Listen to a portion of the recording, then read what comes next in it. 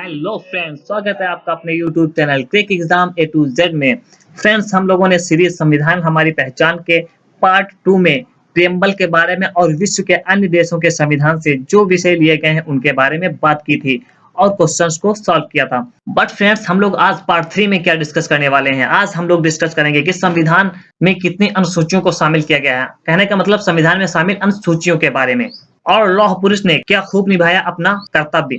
जानेंगे लौह पुरुष के योगदान के बारे में। बस आप यूं ही बने रहिए quick exam A to Z के साथ। स्टार्ट से एंड तक आपको ध्यान से सुनना है और ध्यान से समझना है। साथ में क्वेश्चंस को भी करेंगे सॉल्व।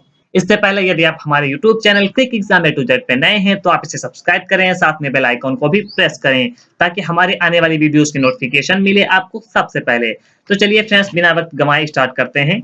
सबसे पहले जानते हैं पहली अनुसूची के बारे में। फ्रेंड्स, जब संविधान का निर्माण हुआ था तो इस टोटल 8 अनुसूचियां शामिल की गई थी, किंतु बाद में 4 और बढ़ाकर 12 अनुसूचियां कर दी गई। प्रेजेंट टाइम में संविधान में 12 अनुसूचियां हैं। बात करते हैं पहली अनुसूची के बारे में। पहली अनुसूची में भारतीय संघ के राज्यों और केंद्र शासित प्रदेशों के क्षेत्रों का उल्लेख किया गया है। फ्रेंड्स, आप इसे सुनिए ध्यान से। फ्रेंड्स, प्रेजेंट टाइम में अपने यहाँ इंडिया में टोटल 28 राज्य और 9 केंद्र शासित प्रदेश हैं। इससे पहले 29 राज्य और 7 केंद्र शासित प्रदेश थे, बट संसद ने जम्मू कश्मीर राज्य को विशेष दर्जा देने वाले अनुच्छेद 370 को समाप्त कर 2 केंद्र शासित प्रदेशों जम्मू कश्मीर और लद्दाख में डिवाइड कर दिया। तो अब प्रेजेंट टाइम में 28 राज्य और 2 केंद्र शासित प्रदेश के बढ़ोतरी के साथ टोटल 9 केंद्र शासित प्रदेश हैं। अब फ्रेंड्स, जानते हैं द्वितीय अनुसूची के बारे में। द्वितीय अनुसूची के अंदर किस चीज का प्रावधान किया गया है।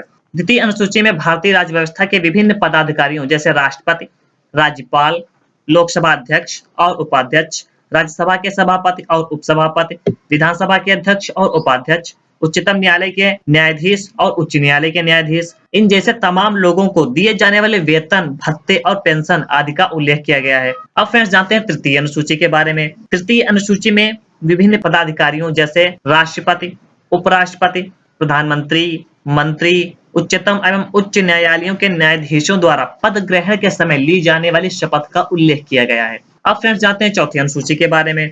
चौथी अनुसूची में विभिन्न राज्यों तथा संघीय क्षेत्रों की राज्यसभा में प्रतिनिधित्व का विवरण दिया गया है। जैसे फ्रेंड्स, उत्तर प्रदेश से राज्यसभा में 31 सदस्य उत्तर प्रदेश का प्रतिनिधित्व करते हैं। ऐसे ही महाराष्ट्र से 19 सदस्य राज्यसभा में महाराष्ट्र का प्रतिनिधित्व करते हैं। ऐसे ही मध्य प्रदेश से 11 सदस्य राज्यसभा में मध्य प्रदेश का प्रतिनिधित्व करते हैं। और केंद्र शासित प्रदेश दिल्ली से 3 सदस्य राज्यसभा में दिल्ली का प्रतिनिधित्व करते हैं। सो फ्रेंड्स, ऐसे ही अदर राज्यों के भी प्रतिनिधित्व का विवरण दिया गया है। अब फ्रेंड्स, बात करते हैं पांचवी अनुसूची के बारे में। पांचवी अनुसूची में अनुसूचित क्षेत्रों और अनुसूचित जनजाति के प्रशासन और नियंत्रण के बारे में उल्लेख किया गया है। फ्रेंड्स, जानते हैं छठी अनुसूची के बारे में। छठी अनुसूची में असम, मेघालय, त्रिपुरा और मिजोरम राज्यों के जनजातीय क्षेत्रों के प्रशासन के बारे में उल्लेख किया गया है। फ्रेंड्स, अब बात करेंगे सातवीं अनुसूची के बारे में। ध्यान से सुनना है और समझना है, क्योंकि यहाँ से आपकी परीक्षा में आने वाले क्वेश्चन बनते हैं। इसे मैं आपको 3 पॉइंट्स में समझा रहा हूँ। सबसे पहली बात तो यह है कि सातवीं अनुसूची में केंद्र और राज्यों के बीच शक्तियों के बंटवारे के बारे में बताया गया है। सबसे पहली बात। हमारा दूसरा पॉइंट यह है कि इस सूची के अंतर्गत 3 और सूचियां बनाई गई हैं, जो मैं आपको बता रहा हूँ। सबसे पहली संघ सूची, दूसरी राज्य सूची, तीसरी समवर्ती सूची। Point number 3। फ्रेंड्स, हम इस पॉइंट में जानते हैं कि संघ सूची, राज्य सूची और समवर्ती सूची के बारे में। सबसे पहले जानते हैं संघ सूची क्या होती है। इस सूची में जो विषय रखे गए हैं, इन विषयों पर कानून केंद्र सरकार, सेंट्रल गवर्नमेंट बनाती है। संविधान लागू होने के समय इसमें टोटल 97 विषय रखे गए थे, बट प्रेजेंट टाइम में संघ सूची में 100 विषय शामिल हैं, जैसे रक्षा, विदेशी मामले, अंतरराष्ट्रीय संधि, युद्ध, रेल तथा वायु एवं जल परिवहन जैसे विषय संघ सूची में शामिल किए गए हैं। ऐसे ही इसमें टोटल प्रेजेंट टाइम में 100 विषय शामिल हैं। तो फिर सब जानते हैं राज्य सूची के बारे में। इस सूची में दिए गए विषयों पर कानून स्टेट गवर्नमेंट, राज्य सरकार बनाती है। संविधान लागू होने के समय राज्य सूची में टोटल 66 विषय शामिल थे, बट प्रेजेंट टाइम में 61 विषय ही हैं। राज्य सूची में जैसे लोक सेवा, कृषि, वन, कारागार, पुलिस, स्थानीय शासन आदि जैसे विषय शामिल किए गए। ये विषय टोटल प्रेजेंट टाइम में 61 है। अब फ्रेंड्स, बात करते हैं समवर्ती सूची के बारे में। फ्रेंड्स, इसे आपको ध्यान से सुनना है।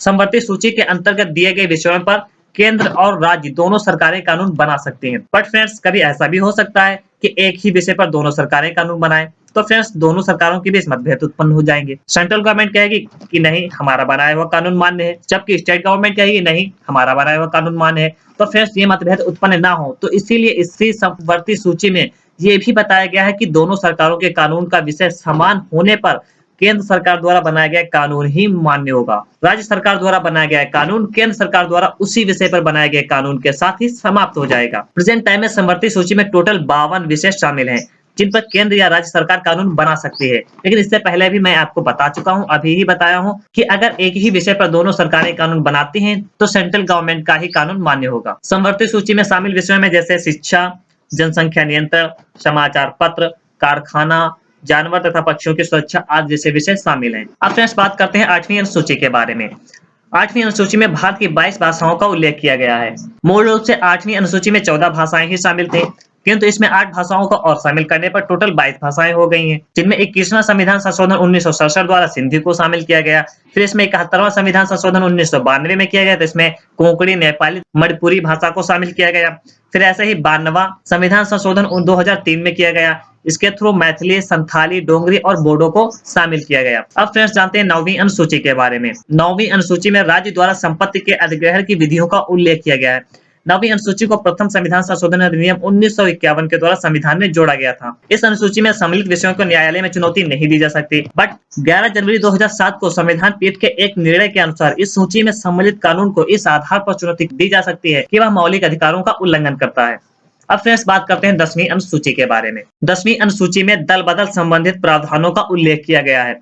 यह अनुसूची 52वें संविधान संशोधन अधिनियम 1985 के द्वारा संविधान में जोड़ी गई है। फ्रेंड्स ये जो मैं आपको बता रहा हूँ इन्हें आपको ध्यान रखना है, यहीं से क्वेश्चन बनते हैं। जैसे यहीं से आपसे पूछ सकता है कि दल बदल संबंधित कानून का प्रावधान किस अनुसूची में किया गया है, या 10वीं अनुसूची किस संविधान संशोधन अधिनियम द्वारा जोड़ी गई है। फ्रेंड्स अब बात करते हैं 11वीं अनुसूची के बारे में। यह अनुसूची संविधान में 73वें संविधान संशोधन 1993 के द्वारा जोड़ी गई है। इसमें पंचायती राज संस्थाओं के कार्य करने के लिए 29 सब्जेक्ट प्रदान किए गए हैं। अब बात करते हैं लास्ट और अंतिम 12वीं अनुसूची के बारे में। यह अनुसूची संविधान में 74वें संवैधानिक संशोधन अधिनियम 1993 के द्वारा जोड़ी गई है। इसमें शहरी क्षेत्र की स्थानीय स्वशासन संस्थाओं को कार्य करने के लिए टोटल 18 विषय प्रदान किए गए हैं। फ्रेंड्स मैं आपसे उम्मीद करता हूँ कि मैंने संविधान में शामिल 12 अनुसूचियों के बारे में जितना कुछ बताया है आपको समझ आया होगा। फ्रेंड्स यदि आपको जरा सा भी डाउट है तो आप वीडियो को एक बार फिर से रिवाइज करें ताकि आपका डाउट सॉल्व हो जाए। चलिए फ्रेंड्स इसी से रिलेटेड सॉल्व करते हैं टॉप 10 क्वेश्चंस। सबसे पहला हमारा क्वेश्चन है, समवर्ती सूची का प्रावधान किस देश के संविधान से लिया गया है? Option A America, option B Italy, option C Australia, option D Japan. तो फ्रेंड्स इसमें जो हमारा करेक्ट आंसर है वो है ऑप्शन सी ऑस्ट्रेलिया। फ्रेंड्स इससे पहले भी मैं पार्ट 2 में हमने जो डिस्कस किया था कि संविधान के अंदर जो विषय शामिल किए गए हैं वो बाहर के देशों से किन किन सब्जेक्ट को लिया गया है, और उसमें हमने आपको ये बताया था कि समवर्ती सूची का जो प्रावधान है वो ऑस्ट्रेलिया के संविधान से लिया गया है, और जैसे जो अपने संविधान में प्रेम्बल को शामिल किया गया वो भी ऑस्ट्रेलिया के संविधान से लिए गए। ऐसे मैंने आपको बहुत सारे सब्जेक्ट बताए थे, बट हम ज्यादा डिस्कस नहीं करेंगे। अब चलेंगे नेक्स्ट क्वेश्चन की तरफ। संविधान की 7वीं अनुसूची के अंतर्गत कितनी सूचियां हैं? Option A 2, option B 3, option C 4, option D 5। इसका फ्रेंड्स हमारा जो करेक्ट आंसर है वो है ऑप्शन बी 3। फ्रेंड्स संविधान की जो 7वीं अनुसूची है उसके अंतर्गत 3 सूचियां बनाई गई हैं। फ्रेंड्स मैं अपने लेक्चर में एक्सप्लेन में इसे डिस्कस कर चुका हूं। इसके अंतर्गत जो 3 सूचियां बनाएंगे उनमें संघ सूची, राज्य सूची और समवर्ती सूची को शामिल किया गया। एक बार फिर से रिवाइज करते हैं। संघ सूची में उन सब्जेक्ट को रखा गया है जिन पर कानून सेंट्रल गवर्नमेंट बनाती है। राज्य सूची में उन सब्जेक्ट को शामिल किया गया है जिन पर कानून स्टेट गवर्नमेंट बनाती है, और समवर्ती सूची में उन सब्जेक्ट को शामिल किया गया है जिन पर कानून सेंट्रल गवर्नमेंट और स्टेट गवर्नमेंट दोनों बना सकती हैं। बट फ्रेंड्स मैंने इसमें आपको एक बात और बताई थी कि यदि एक ही विषय पर दोनों सरकारें कानून बनाती हैं तो कानून सेंट्रल गवर्नमेंट का ही मान्य होगा, राज्य सरकार का कानून अमान्य हो जाएगा। अब फ्रेंड्स ज्यादा डिस्कस नहीं करेंगे, अब चलेंगे नेक्स्ट क्वेश्चन की तरफ। क्वेश्चन नंबर 3, संविधान की किस अनुसूची में दल बदल से संबंधित प्रावधानों का उल्लेख है? ऑप्शन ए 5वीं अनुसूची, ऑप्शन बी 7वीं अनुसूची, ऑप्शन सी 8वीं अनुसूची, ऑप्शन डी 10वीं अनुसूची। तो फ्रेंड्स इसमें जो हमारा करेक्ट आंसर है वो है ऑप्शन डी 10वीं अनुसूची। 10वीं अनुसूची के अंतर्गत दल बदल से संबंधित प्रावधानों का उल्लेख किया गया है। अब फ्रेंड्स एंजॉय करेंगे क्वेश्चन नंबर 4। संविधान की 8वीं अनुसूची में कितनी भाषाओं को शामिल किया गया है? Option A 33, option B 11, option C 22, option D 12। तो फ्रेंड्स इसमें जो हमारा करेक्ट आंसर है वो है ऑप्शन सी 22। संविधान की 8वीं अनुसूची में 22 भाषाओं को शामिल किया गया है। फ्रेंड्स यहाँ से हमारा एक क्वेश्चन और क्लियर होता है कि भारत में मान्यता प्राप्त भाषाओं की संख्या कितनी है? तो भारत में मान्यता प्राप्त भाषाओं की संख्या 22 है। 8वीं अनुसूची में शामिल भाषाओं की संख्या 22 है। फ्रेंड्स अब हम लोग एंजॉय करेंगे क्वेश्चन नंबर 5। संविधान की किस अनुसूची में राज्यों और केंद्र शासित प्रदेशों के क्षेत्रों का उल्लेख किया गया है? ऑप्शन ए प्रथम अनुसूची में, या फिर ऑप्शन बी द्वितीय अनुसूची में, तृतीय अनुसूची में, या फिर ऑप्शन डी चतुर्थ अनुसूची में। तो फ्रेंड्स इसमें जो हमारा करेक्ट आंसर है वो है ऑप्शन ए प्रथम अनुसूची में। प्रथम अनुसूची में राज्यों और केंद्र शासित प्रदेशों के क्षेत्रों का उल्लेख किया गया है। अब फ्रेंड्स एंजॉय करेंगे क्वेश्चन नंबर 6। संविधान के किस संशोधन द्वारा दिल्ली को राष्ट्रीय राजधानी क्षेत्र का दर्जा दिया गया? ऑप्शन ए 35वें, ऑप्शन बी 44वें, ऑप्शन सी 50वें, ऑप्शन डी 69वें। तो फ्रेंड्स इसमें जो हमारा करेक्ट आंसर है वो है ऑप्शन डी 69वें। 69वें संविधान संशोधन अधिनियम द्वारा दिल्ली को राष्ट्रीय राजधानी क्षेत्र का दर्जा दिया गया।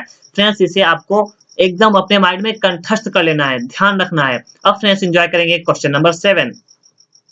संविधान की किस अनुसूची में विभिन्न पदाधिकारियों द्वारा पद ग्रहण के समय ली जाने वाली शपथ का उल्लेख है? ऑप्शन ए प्रथम अनुसूची, ऑप्शन बी द्वितीय अनुसूची, ऑप्शन सी तृतीय अनुसूची, ऑप्शन डी चतुर्थ अनुसूची। तो फ्रेंड्स इसमें जो हमारा करेक्ट आंसर है वो है ऑप्शन सी तृतीय अनुसूची। तृतीय अनुसूची में विभिन्न पदाधिकारियों जैसे राष्ट्रपति, प्रधानमंत्री, कैबिनेट मंत्री, मुख्यमंत्री, राज्यपाल, ऐसे ही तमाम पदाधिकारियों द्वारा ली जाने वाली शपथ का उल्लेख किया गया है। अब फ्रेंड्स एंजॉय करेंगे क्वेश्चन नंबर 8। संविधान की 9वीं अनुसूची को किस संविधान संशोधन अधिनियम द्वारा संविधान में जोड़ा गया है? ऑप्शन ए प्रथम संविधान संशोधन अधिनियम 1951, ऑप्शन बी द्वितीय संविधान संशोधन अधिनियम 1952, ऑप्शन सी 10वां संविधान संशोधन अधिनियम 1961, या फिर ऑप्शन डी 12वां संविधान संशोधन अधिनियम 1962। तो फ्रेंड्स इसमें जो हमारा करेक्ट आंसर है वो है ऑप्शन ए प्रथम संविधान संशोधन अधिनियम 1951। प्रथम संविधान संशोधन अधिनियम 1951 के द्वारा संविधान में 9वीं अनुसूची को जोड़ा गया है। फ्रेंड्स जब संविधान बना था तो इसमें टोटल 8 अनुसूचियां ही शामिल थी। बाद में इसमें 4 अनुसूचियों को और बढ़ाकर टोटल 12 अनुसूचियां कर दी गई। अब फ्रेंड्स एंजॉय करेंगे क्वेश्चन नंबर 9। संविधान की किस अनुसूची में केंद्र एवं राज्यों के बीच शक्तियों के विभाजन का उल्लेख किया गया है? ऑप्शन ए दूसरी अनुसूची, ऑप्शन बी 7वीं अनुसूची, ऑप्शन सी चौथी अनुसूची, ऑप्शन डी 5वीं अनुसूची। तो फ्रेंड्स इसमें जो हमारा करेक्ट आंसर है वो है ऑप्शन बी 7वीं अनुसूची। 7वीं अनुसूची में केंद्र एवं राज्यों के बीच शक्तियों के विभाजन का उल्लेख किया गया है। फ्रेंड्स 7वीं अनुसूची के अंतर्गत 3 सूचियां भी बनाई गई हैं जो मैं इससे पहले डिस्कस कर चुका हूं। अब फ्रेंड्स एंजॉय करेंगे क्वेश्चन नंबर 10। 73वें संविधान संशोधन अधिनियम 1992 के द्वारा संविधान में कौन से अनुसूची को जोड़ा गया है? तो ऑप्शन ए 7वीं अनुसूची, ऑप्शन बी 11वीं अनुसूची, ऑप्शन सी 12वीं अनुसूची, ऑप्शन डी 8वीं अनुसूची। तो फ्रेंड्स इसमें जो हमारा करेक्ट आंसर है वो है ऑप्शन बी 11वीं अनुसूची। 73वें संविधान संशोधन अधिनियम 1992 के द्वारा 11वीं अनुसूची को जोड़ा गया है। सो फ्रेंड्स उम्मीद करता हूं कि मैंने संविधान हमारी पहचान के अंतर्गत जो पहले लेक्चर और बाद में टॉप 10 क्वेश्चंस को डिस्कस किया है आपको पसंद आए होंगे। इसलिए फ्रेंड्स वीडियो को लाइक और दोस्तों के बीच शेयर जरूर कीजिएगा और हमें आपकी राय का रहेगा बेसब्री से इंतजार। इसलिए अपनी राय को कमेंट सेक्शन में हमसे जरूर शेयर कीजिएगा। आपसे जल्द मिलेंगे पार्ट 4 में लौह पुरुष के योगदान के साथ। फ्रेंड्स मैंने आपसे वादा किया था कि हम इसी पार्ट में लौह पुरुष के योगदान को डिस्कस करेंगे, बट फ्रेंड्स सॉरी वो हम इस पार्ट में डिस्कस नहीं कर सके, तो नेक्स्ट पार्ट में जरूर डिस्कस करेंगे। इसलिए दोस्तों crack exam A to Z को सब्सक्राइब करें, साथ में बेल आइकन को भी प्रेस करें ताकि पार्ट 4 आपको मिले सबसे पहले। और इसी उम्मीद के साथ I hope you have a nice day.